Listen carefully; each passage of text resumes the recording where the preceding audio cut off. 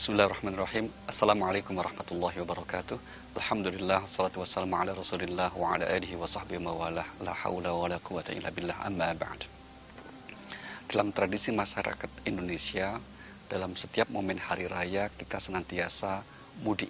Tidak sedikit manfaat yang dapat kita petik, baik dari sisi sosial, budaya, ekonomi.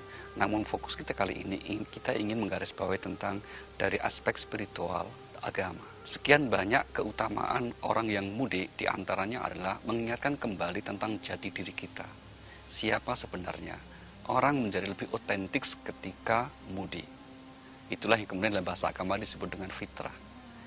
Kalau mungkin di kampung yang lain, bukan di kampung halaman, orang banyak kemudian menggunakan apa yang disebut, mohon maaf, topeng, pencitraan, dan seterusnya. Tapi pada umumnya ketika kembali ke kampung halaman, itu akan menjadi otentik, asli, siapa yang sebenar dirinya. Yang kedua, fungsi baik dari mudik adalah untuk menguatkan dan mengokohkan silaturahim kita.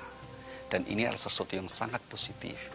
Di saat kita masing-masing sibuk dengan aktivitas kita, di saat kita pikiran dan hati kita boleh jadi akan entah kemana, maka ketika mudik kita rehat sejenak untuk kembali merajut, menguatkan bentuk silaturahim kita, terutama kepada kerabat, keluarga dekat kita, dan agama sangat menganjurkan itu. Salah satu dorongan agama dan janji bagi orang yang menguatkan silaturahim diantaranya adalah di surah 13 ayat 21 Allah berfirman, walladzina yasiluna ma amarallahu bih, dan orang-orang yang menghubungkan sesuatu yang diperintahkan untuk dihubungkan, yaitu apa? Silaturahim. Maka dengan mudik kita menguatkan kembali bentuk silaturahim kita.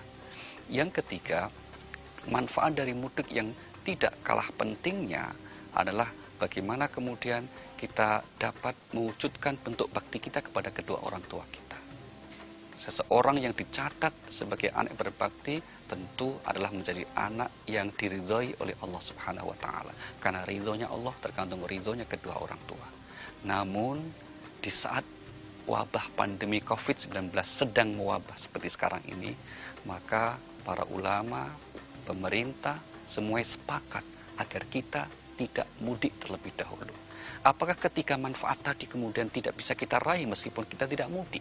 Jawabannya tentu ya, kita tetap bisa meraihnya. Kita bisa tetap kembali kepada jati diri kita. Kita bisa tetap menguatkan silaturahim kita. Kita tetap bisa berbakti kepada kedua orang tua kita, meskipun kita tidak pulang ke kampung halaman kita. Dengan cara apa? Hanya mengubah paradigma dan sedikit cara. Kalau biasanya kita mudik pulang kampung, maka kita bisa menyampaikan harapan hal-hal kita itu melalui alat komunikasi dan seterusnya. Satu hal yang penting untuk kita garisbawahi, bahwa ketika kita tidak mudik karena wabah sekarang ini, yakinlah ini banyak sekali keutamaannya. Yang pertama, berarti kita menaati waliul amr. Kita menaati para ulama dan pemerintah, itu adalah kewajiban agama. Berarti kita insya Allah akan mendapatkan pahala.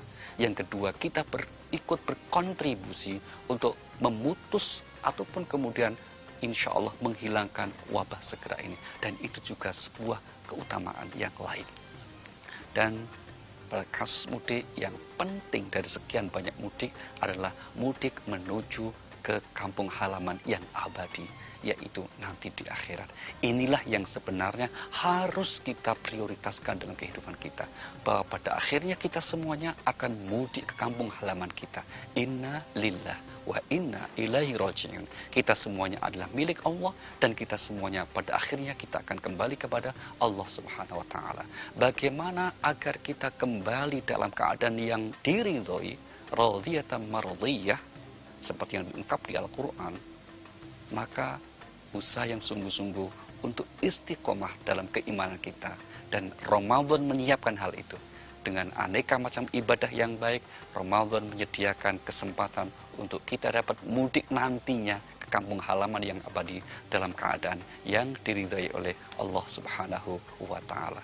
Semoga kita semuanya dapat tetap tinggal di rumah sementara, dan kemudian pada akhirnya kita dapat mudik ke kampung halaman yang abadi nantinya dalam keadaan diridhoi oleh Allah Subhanahu wa Ta'ala. Wassalamualaikum warahmatullahi wabarakatuh. Terima kasih Ustadz Ali Nurdin buat tausiahnya. Saya harus menutup acaranya. Kita bicara tentang keamanan di Indonesia pada saat COVID-19 atau PSBB atau karantina wilayah dan sebagainya lah ini ya. Intinya adalah begini, apabila terjadi sesuatu seperti ini, pandemi, lalu ada PSBB yang dimana memang orang akhirnya sulit untuk beraktivitas, janganlah dijadikan alasan untuk siapapun untuk berbuat kejahatan. Karena kejahatan ini takutnya orang-orang itu melihat bahwa, karena begini, ada loh orang yang ketangkep lagi ya, yang keluar narapidana ketangkep lagi, saya baca di berita dia ngomong, saya pikir pada saat COVID gini nggak ditangkap kalau berbuat kejahatan, itu beneran ada beritanya dan itu tidak benar. Kalau Anda berbuat kejahatan tetap saja ada hukum yang berlaku, itu pasti ya, apalagi kejahatan-kejahatan yang udah harusnya nggak boleh dilakukan sama sekali. Akan tetapi kita juga harus ingat bagi kita sendiri yang memang masih mampu, yang makannya masih bisa sahur enak, buka puasa enak dan sebagainya, kita juga harus ingat bahwa nih di depan-depan kita ini, samping-samping kita ada orang-orang yang mungkin melakukan hal tersebut karena mereka nggak bisa makan. Pemerintah sudah mencoba untuk memberikan bantuan dari BLT dan sebagainya untuk menanggulangi masalah ini, tapi juga pemerintah tidak bisa sendirian, pemerintah juga butuh bantuan kita. Dan disinilah saatnya Indonesia diuji kegotong royongannya. Disinilah Indonesia diuji persatuannya. Disinilah Indonesia harus membuka hatinya dan membuktikan bagi negara-negara lain bahwa kita ini negara yang majemuk, luar biasa, dan orangnya bisa saling tolong menolong. Dengan itu semua, mudah-mudahan ketika pandeminya berakhir, semuanya berlaku dengan aman. Saya Deddy Kobusier, selamat menjalankan ibadah puasa.